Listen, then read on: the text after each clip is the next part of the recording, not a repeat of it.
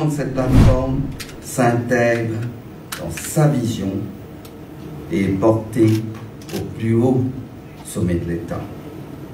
En effet, le système de guichet unique pour les investisseurs avait été annoncé par l'honorable Pravin Kumar Jagnat dans le budget 2019-2020, pas si loin de cela, dans les termes qui suivent. Pour faciliter la conduite des affaires dans le secteur, un système de guichet unique sera mis en place à l'AFSI afin de permettre la soumission de documents pour les services financiers et les applications commerciales internationales. Et aujourd'hui, c'est avec beaucoup de fierté, en tant qu'un ancien président de la Commission, que je vois ce projet aboutir. Je félicite ceux qui étaient déjà présents et ceux, à l'instar du ministre, du chairman, du CI, du conseil d'administration, qui ont repris le flambeau de ce projet d'envergure pour le secteur des services financiers, mais surtout pour notre économie dans son ensemble. Mesdames et messieurs, alors que nous vivons des temps incertains, ce gouvernement transforme chaque défi en opportunité. Malgré les crises des 2 dernières années qui auraient pu mettre à mal l'ensemble de notre structure économique, nous nous sommes relevés et accélérerons notre programme pro-investissement. Plus que jamais, Maurice s'engage à faciliter les affaires et à accueillir de nouveaux investisseurs en améliorant continuellement son cadre réglementaire, institutionnel et de bonne stratégie. Promu par ce gouvernement, Maurice est actuellement classé 13e au niveau mondial dans le dernier indice Ease of Doing Business de la Banque mondiale, 20e au niveau mondial dans l'indice de démocratie et classé comme une démocratie complète, ainsi que 23e au niveau mondial dans l'indice de paix global. Qui plus est, Maurice est également le seul pays d'Afrique à être reconnu comme Investment Grade avec le Botswana. Enfin, le score de liberté économique attribué à Maurice est de 70,9, ce qui fait de notre économie la 30e plus libre au monde selon l'indice Heritage 2022. Maurice se classe ainsi au premier rang des 47 pays de la région d'Afrique subsaharienne et son score global est supérieur aux moyennes régionales, mais aussi et surtout mondiales.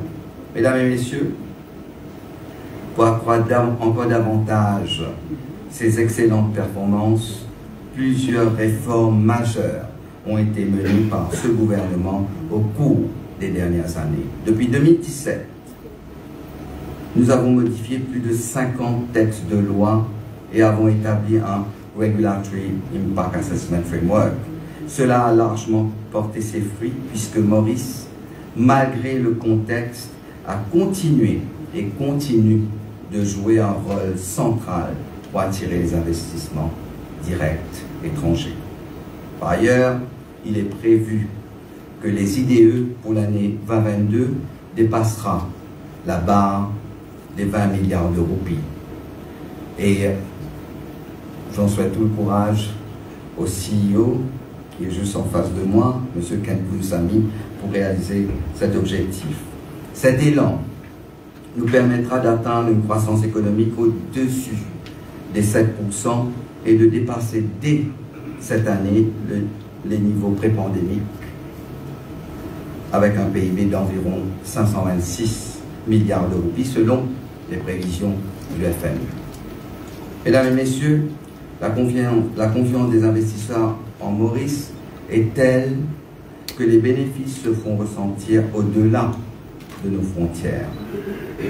Et pour assurer in fine la prospérité du continent, nous devons continuer sur cette voie. En effet, un récent rapport publié par Capital Economics en août 2021 a révélé que 4,2 millions d'emplois en Afrique continentale sont soutenus par des investissements étrangers via Maurice, démontrant l'importance de notre secteur financier pour le continent.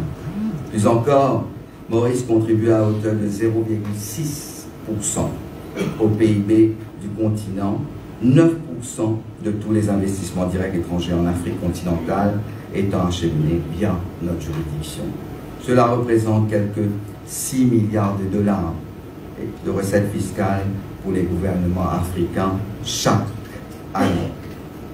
Les opportunités à venir, notamment en ce qui concerne l'African Free Trade Agreement, sont immenses et ne feront que soutenir cette tendance. Les FTA ouvrent la porte à une plus grande collaboration en tant que vecteur de transformation économique et sociale de Maurice et de l'Afrique. Mesdames et messieurs, dans cette optique, la consistance de nos réformes et l'innovation doivent sous-tendre ce développement. L'inauguration du système de guichet unique en est l'une de ces clés de voûte.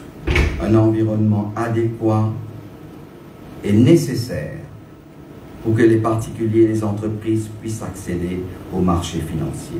Le guichet unique est un grand pas dans cette direction. Grâce à cette coopération, 3 organismes publics, l'Economic Development Board, la Commission des services financiers, le bonus FSI, et le CBRD, le Corporate and Business Registration Department, s'associent pour fournir des conseils et des services sous un même toit aux investisseurs potentiels. Petit rappel, j'étais encore à la Chambre de commerce et je crois que ça fait plus de 10 ans que certains spécialistes du secteur financier parlaient, et surtout ceux qui à l'époque étaient à la BOI, parlaient de ce plateforme, d'avoir ce genre d'intégration entre plusieurs entités publiques pour permettre une accélération du processus de collecte et de données d'information. En un seul clic, les investisseurs disposeront dorénavant de l'ensemble des facilités suivantes. Prise de rendez-vous en lien avec la FSI, le Registrar et IDB en utilisant le portail, rencontre avec les représentants des 3 autorités dans les locaux dédiés, échange sur les besoins en matière d'investissement et surtout traitement des demandes de manière rationnelle et coordonnée. Mesdames et messieurs, chers invités,